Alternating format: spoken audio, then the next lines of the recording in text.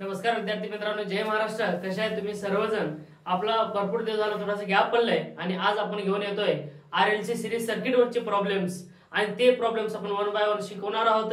आणि तुम्ही कुठे जायचं नाही, शेवटपर्यंत बघायचं आहे. आणि शेवटपर्यंत जर बघितला तर तुमचे डाऊट सगळे क्लिअर होणार तेवढी गॅरंटी मी देतो. आता आपल्याला आरएलसी सिरीज सर्किट मध्ये बघायचे प्रॉब्लेम्स. आरएलसी सिरीज सर्किट मी पूर्ण शिकवलंय, त्यानंतर क्वालिटी फॅक्टर शिकवलंय, त्यानंतर रेझोनन्स फ्रिक्वेन्सी शिकवलंय, त्यानंतर बँडविड्थ शिकवलंय, हे सगळं शिकवलंय. आता हे एक प्रॉब्लेम बघायचा आहे म्हणजे तुमचे पण बेसिक काय क्लिअर होऊन जातील आणि बेसिक मध्ये जिथे काही तुम्हाला प्रॉब्लेम्स होते ते सगळे तुमचे डाऊट क्लिअर होतील. यासाठी एक छोटेसे दोन प्रॉब्लेम मी घेऊन आलोय आणि ते आपण वन बाय वन आपण काय करणार, सॉल्व्ह करणार. बघा, विसरला असाल तर आता रिमाइंड करून घ्या, कारण तुम्हाला वेळ कमी आहे आणि असे प्रॉब्लेम एक्झाम मध्ये येतात आणि ते कसे सोडवायचे ते बघा.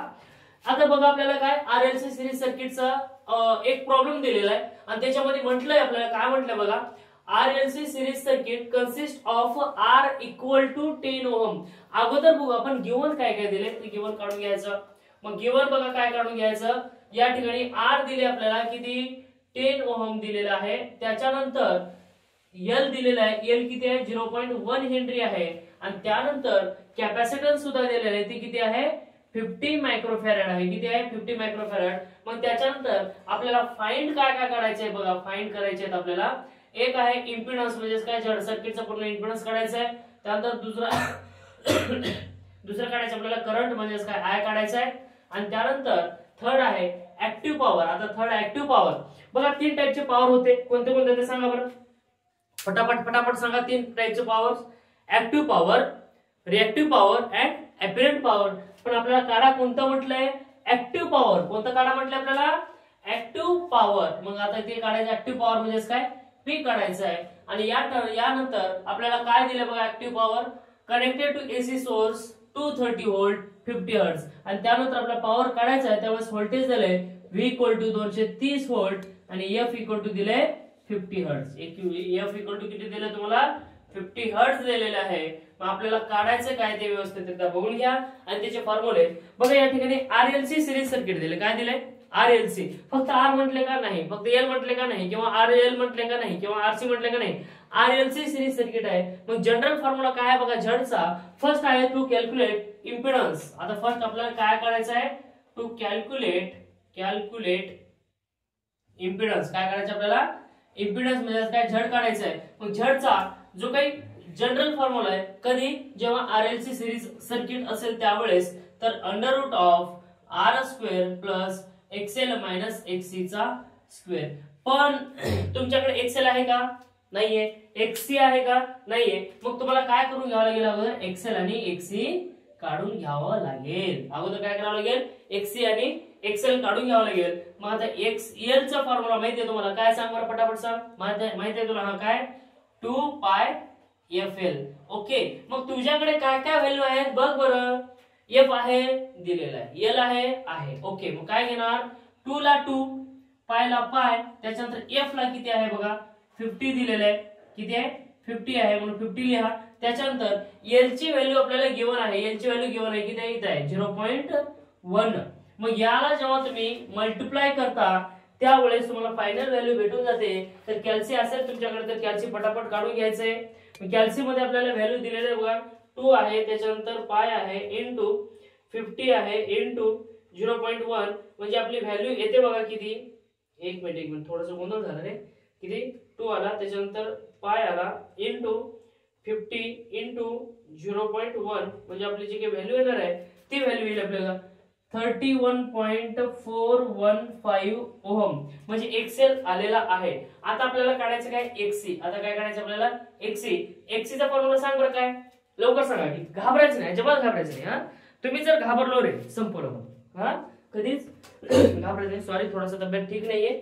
बघा आता आपल्याला काढायचं काय, एक्सी ची व्हॅल्यू काढायची आहे. एक्सी ची व्हॅल्यू 1/2 पाय FC आहे. ओके. चल मग काय करायचं, जे काही व्हॅल्यू आहे ते पुट करून घ्या.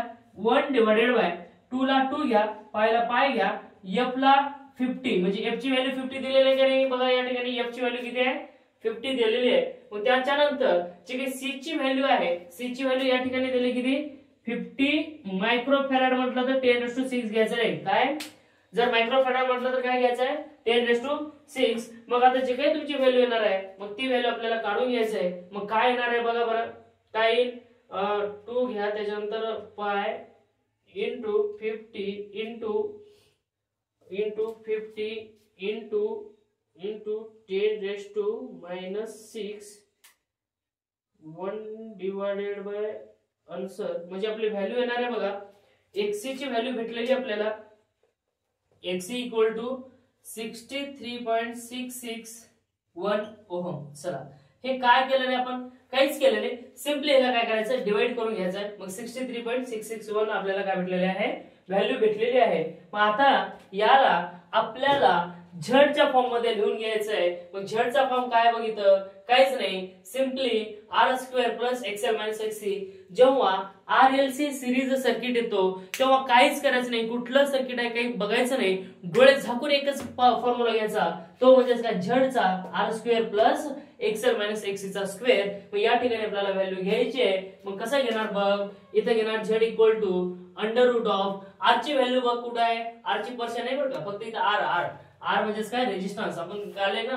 काय 10 चा स्क्वेअर प्लस XL ची व्हॅल्यू किती आहे बघ. XL या ठिकाणी आहे किती आहे 31.415 मायनस आता या ठिकाणी आहे 63.66 चा स्क्वेअर. या ठिकाणी टोटल झेड ची व्हॅल्यू काय ते करून बघ आणि गप मने उत्तर काढ म्हणजे आपल्याला व्हॅल्यू भेटून जाईल. मग बघ बरं आता किती येते. जे काही व्हॅल्यू येणार आहे ते मला वाटतं 33 च्या जवळपास काहीतरी 10 चा स्क्वेअर प्लस 31.415 मायनस 63.66 चा स्क्वेअर. जे आपला आन्सर काय येईल ते बघू आपण. अंडर रूट ऑफ आन्सर म्हणजे बघा या ठिकाणी आपला आन्सर आलेला आहे 33.76 ओहम. मग आपला झड पण आलेला आहे. आता काय काढायचे बघा. हे आपला आला आता तरी काढाय झड आलाय. त्याच्यानंतर काढायचं काय आय आणि त्याच्याचं पॉवर काढायचं बघा. आय म्हणजेच काय करंट. आय म्हणजेच काय करंट. आता टू कॅल्क्युलेट करंट आता काय करायचं आहे टू कॅल्क्युलेट करंट. आता काय करायचं आपल्याला करंट काढायचं आहे. मग I equal to V by Z पूर्ण सर्किटचं करंट काढायचं. मग व्ही बाय झड घ्यायचं आहे. व्होल्टेज आपल्याला माहिती आहे. व्होल्टेज इथं दिलेलं आहे काय बघा. व्होल्टेज इथं 230 दिलेलं आहे. किती आहे 230 डिवाइडेड बाय झड ची व्हॅल्यू काय आली ती लिहून टाका 33.76 म्हणजे आपली व्हॅल्यू येते बघा किती. जे काही आन्सर येणार आहे ते आन्सर आपल्याला काय करायचं आहे लिहून घ्यायचं आहे. मग आन्सर बघा काय येणार 230 डिवाइडेड बाय आन्सर जर केलं तर आपले जे काही करंट येणार आहे 6.81 एम्पियर म्हणजे काय आपला करंट शेवटी भेटलेला आहे आपल्याला. मग आता हे काय पण नंतर बघूयात. ओके चालतंय. आपल्याला काय भेटलंय करंट भेटलंय. हे आपण इथं रेश मारून घेऊ त्याच्यानंतर हे नंतर सॉल्व्ह करू.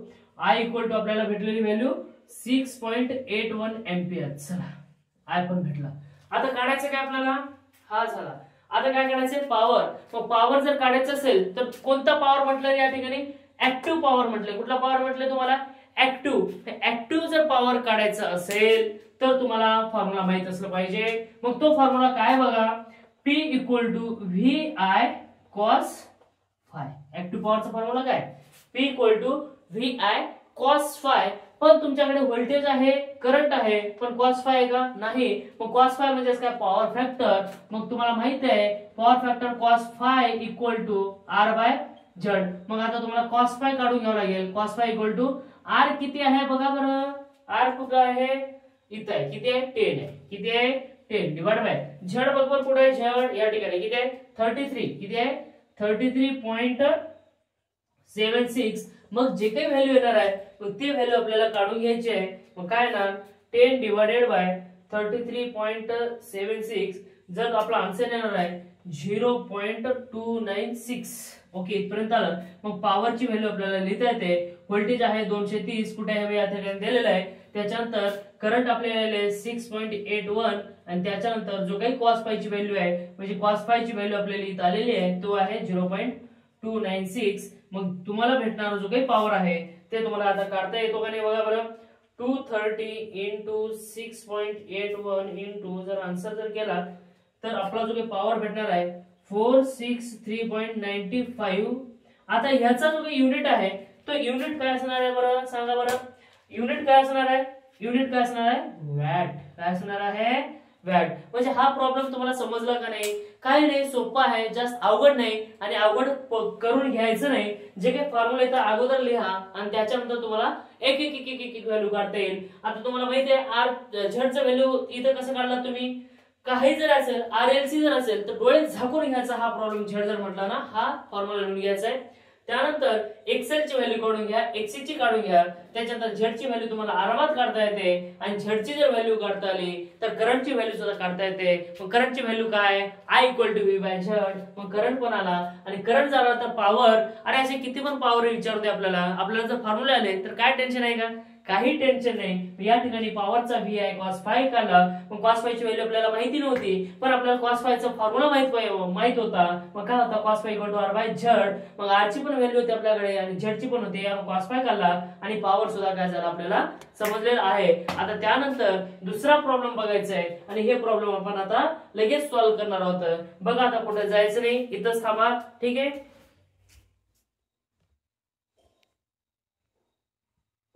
चला आपल्याला लगेच दुसरा प्रॉब्लेम बघायचा आहे आणि तो प्रॉब्लेम मध्ये काय गिवन आहे ते काढून घेऊ अगोदर. मग याच्यामध्ये बघा गिवन अगोदर काय करा, पॉज करा आणि येते का बघा. नाही शेवटी बघा आलं ठीक आहे आणि नंतर मी जसं सोडवतो त्या पद्धतीने तुम्ही सोडवलेत की हे बघा. ओके. आपल्याला काय बघायचंय या ठिकाणी गिवन काढून घ्या अगोदर. काय काढायचंय? गिवन. आपला जीवनदाता आहे तो अगोदर बघून घ्या. गिवन काय काय रेजिस्टन्स दिलंय, R किती दिले? 20 ओहम. ओके 20 ओहम आलेला आहे. त्याच्यानंतर इंडक्टन्स सुद्धा दिले आपल्याला, म्हणजे L दिले 0.2 हेनरी. त्याच्यानंतर कॅपॅसिटन्स सुद्धा दिले C = 100 मायक्रोफॅरड आणि त्याच्यानंतर connected in series across 220 volt V दिले 220 व्होल्ट आणि त्याच्यानंतर 50 हर्ट्ज सुद्धा दिलेले आहे आणि फ्रिक्वेन्सीची व्हॅल्यू आपल्याला माहिती आहे 50 हर्ट्ज दिलेली आहे. ओके. त्याच्यानंतर अजून काय दिले बघा. नाही आता डिटरमाइंड इम्पिडन्स. आता काय म्हटलंय? इम्पिडन्स फर्स्ट काढायचं आपल्याला झड. ओके. त्याच्यानंतर नेक्स्ट काय करायचं बघा. नेक्स्ट काढायचं आपल्याला नेक्स्ट काय? करंट म्हणजेच I. ओके. त्यानंतर थर्ड काय काढायचं बघा. थर्ड काढायचं आपल्याला ऍक्टिव्ह पॉवर म्हणजेच काय? P. ओके. त्याच्यानंतर काय चौथा काढायचं आपल्याला काय? ऍपरेंट पॉवर म्हणजेच काय? S. एवढी व्हॅल्यू काढायची. सोपं आहे की नाही? मग या ठिकाणी RLC सिरीज म्हटले की नाही, झड म्हटले की नाही. मग जनरल फॉर्म्युला काय झडचं सांगा बरं. डोळे झाकून म्हटलं मी तेव्हा. RLC जर असेल तर डोळे झाकून घ्यायचं. मग काय घ्यायचं डोळे झाकून? सांगा काय घ्यायचं? झड. मग झडची व्हॅल्यू काय ते सांगा. झडचा फॉर्म्युला काय? झड इक्वल टू, आता to calculate impedance. Okay. झड equal to काय? R² plus XL minus XC चा स्क्वेअर. काही जरी आला तर डोळे झाकून हा फॉर्म्युला घ्यायचा. मग तुमच्याकडे एक्सेल पण नाही आणि एक्सी पण नाही, आपल्याला काढता येतो का नाही? मग कसं काढायचं सांगा बरं. हा Excel equal to 2πfl formula आहे का नाही? आहे ना. मग या ठिकाणी सगळे फॉर्म्युल्यामध्ये व्हॅल्यू पुट करा म्हणजे तुम्हाला एक्सेल भेटून जाईल. मग या ठिकाणी 2 ला 2 लिहा, पाय ला पाय लिहा. त्यानंतर एफ ची व्हॅल्यू आपल्याला माहिती आहे किती आहे? 50 आहे. घाबरून जायचं नाही रे पोरांनो. घाबरायचं नाही. घाबरलं तर संपलं बघा तुम्ही. किती मोठं असेल तर काही टेन्शन घ्यायचं नाही. एल किती आहे बघा. एल दिले का? हा दिले. किती आहे? 0.2. मग जे काही तुमची व्हॅल्यू येणार आहे एक्सेल ची मग आपल्या कॅल्सी मध्ये पुट करा. आपल्याला शासनाने तर एवढी मान्यता दिलेली आहे, प्राप्त केलेली आहे कॅल्सी वापरायची. नाहीतर मग एवढं जर आपण स्मार्ट राहिलो असतो तर मग आता कुठल्याही कुठे गेलो असतो. त्यासाठी कॅल्सी वापरून घ्या. 2 घेतला त्याच्यानंतर पाय घ्या. त्याच्यानंतर किती? 50 आहे इंटू 0.2. मग जे काही तुमचा व्हॅल्यू येणार आहे एक्सेल तुमची नाही एक्सेल ची व्हॅल्यू ते किती आहे? 62.83 ओहम. ओके. चला सर मजा येते. खतरनाक मजा येते बेटा. पण काय करावं लागेल तुम्हाला? अभ्यास करावा लागेल. अभ्यासशिवाय जमतच नाही. त्यानंतर काय आहे? एक्सी ची व्हॅल्यू काढून घ्या. आता एक्सी ची व्हॅल्यू कशी काढणार? 1/2πfc. मग तुम्हाला सगळे व्हॅल्यू माहिती येतं. मग काय ते पुट आहे याच्यामध्ये. कसं पुटणार बघा. हे 2 ला 2 घ्या, पायला पाय घ्या. एफ ची व्हॅल्यू किती आहे ते लिहून टाका आणि त्याच्यानंतर सी ची व्हॅल्यू बघा इथं काय आहे? 100 आहे. मग इथं 100 घ्या आणि 10⁻⁻6 घ्यायचा आहे. कारण 10⁻⁶ घ्यायचे आहे कारण तो आहे मायक्रोफॅरड मध्ये. मग जे काही व्हॅल्यू आहे ते कॅल्सी मध्ये पुट करून घ्या आणि जे काही आन्सर येणार आहे ते गप दिशा सांगायचे तुम्हाला.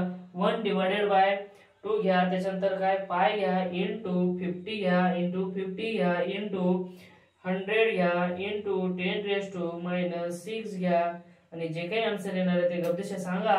ते किती येणार आहे? 31.830 ओहम. इथपर्यंत आला. ओके सर मजा आली बघा. मजा तरी यायलाच पाहिजे बेटा. आता काय करायचंय, जे काही झेड ची व्हॅल्यू आहे आता यामध्ये या फॉर्म्युलामध्ये पुट करायचे. These value are put in above equation. या इक्वेशन मध्ये व्हॅल्यू पुट करायचे. मग कसं करणार तुम्ही, सोपं आहे. धन म्हणे करायचं, Z equal to under root of R ची व्हॅल्यू काय वर्षाला शोधा. चला आर ची व्हॅल्यू इथे भेटली, किती आहे 20 स्क्वेअर प्लस, आता या ठिकाणी एक्सएल ची व्हॅल्यू आहे 62.83 मायनस, आता एक्ससी ची व्हॅल्यू काय आहे 31.830 चा स्क्वेअर होल स्क्वेअर आला. मग झेड ची व्हॅल्यू आपल्याला गब्दिश येते की नाही याच्यामध्ये येणार. मग कसं येणार बघा.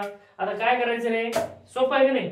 काय करणार, 20 चा स्क्वेअर करा प्लस या ठिकाणी 62.83 प्रेस करा मायनस प्रेस करा, त्याच्यानंतर 31.830 ब्रॅकेट क्लोज करा, त्याचा स्क्वेअर करा आणि जो काही आन्सर येणार आहे ते अंडर रूट मध्ये घ्या आणि आन्सर प्रेस करा. म्हणजे आन्सर येणार आहे आपलं बघा 36 किती येणार आहे 36.891 हे आला आपलं काय झेड. याचं युनिट काय रे ओम. अरे बघा युनिट कसं घ्यायचं, युनिट ज्या ठिकाणी आपल्याला सगळं माहिती आपल्याला पण रिएक्टन्स ओहम आला, त्याच्यानंतर कॅपॅसिटर रिएक्टन्स ओहम आला, इम्पिडन्स ओहम आला, मग आला कसा बघा.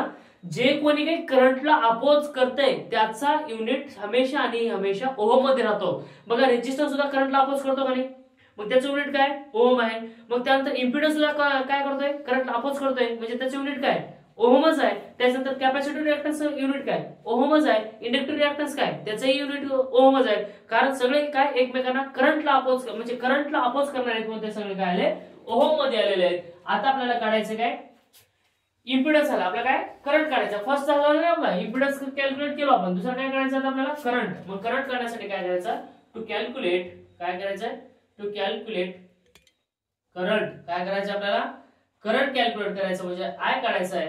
I equal to V by Z आहे ना फॉर्म्युला. व्होल्टेज माहिती आहे ना आपल्याला, किती आहे व्होल्टेज सांगा बरं. या ठिकाणी दिलेलं व्होल्टेज किती 220, किती आहे 220 अपॉन झेड किती आहे झेड झेड झेड आताच आपण काढले किती 36.891 इक्वल टू मग जे काही व्हॅल्यू येणार आहे ते आपल्याला सांगायचे. मग काय येणार सांगा बरं 220 डिवाइडेड बाय जर आन्सर केलं तर आपल्याला जे काही करंट भेटणार आहे 5.9633 एम्पियर. मग करंट भेटले ना आपल्याला I equal to 5.9633 ampere. Okay ही झाली आपल्याला करंट भेटली. ओके समजलं. दंड मन समजायला पाहिजे. करंट पण झाला, इम्पिडन्स पण झाला. आता काढायचं काय पॉवर. मग पॉवर काढण्यासाठी आपल्याकडे फॉर्म्युला आहे. काय पॉवर म्हटले ऍक्टिव्ह पॉवर. ऍक्टिव्ह पॉवरचा फॉर्म्युला काय active power equal to P equal to काय येणार आहे VI cos फाय. आपल्याकडे cos फाय का नाही, व्होल्टेज आहे करंट आहे पण cos फाय का नाही, मग cos फाय काढून घ्या. cos phi equal to R by Z.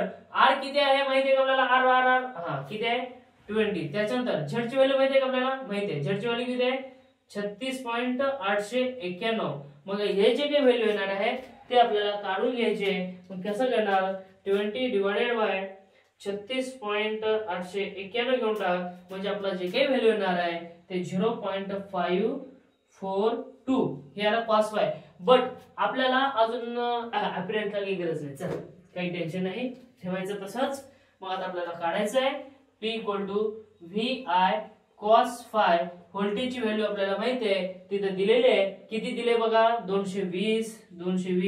करंटची व्हॅल्यू आपली आलेली आहे किती आहे 5.9633 इंटू जे काही cos फाय आहे cos फाय ची व्हॅल्यू सुद्धा आलेली आहे 0.542 आणि जे काही फायनली आन्सर येणार आहे जो पॉवरचा येणार आहे तो पॉवर काय येणार आहे बघा. आता पॉवरची व्हॅल्यू काय काढायची आपल्याला 220 गुणिले 5.9633 गुणिले आन्सर जर केलं तर या ठिकाणी 711.24 ह्याचा जो काही युनिट आहे तो आहे काय वॅट. आणि त्यानंतर फायनली अजून एक आपल्याला काढायला सांगितलंय. काय सांगितलं बरं आपल्याला काढायला ऍपरंट पॉवर. काय म्हटलं आपल्याला ऍपरंट पॉवर. मग जे काही चौथा आपल्याला काढायचा आहे तो आहे ऍपरंट पॉवर. काय कुठला पॉवर आपल्याला हा बरोबर ऍपरंट पॉवर. काय ऍपरंट पॉवर.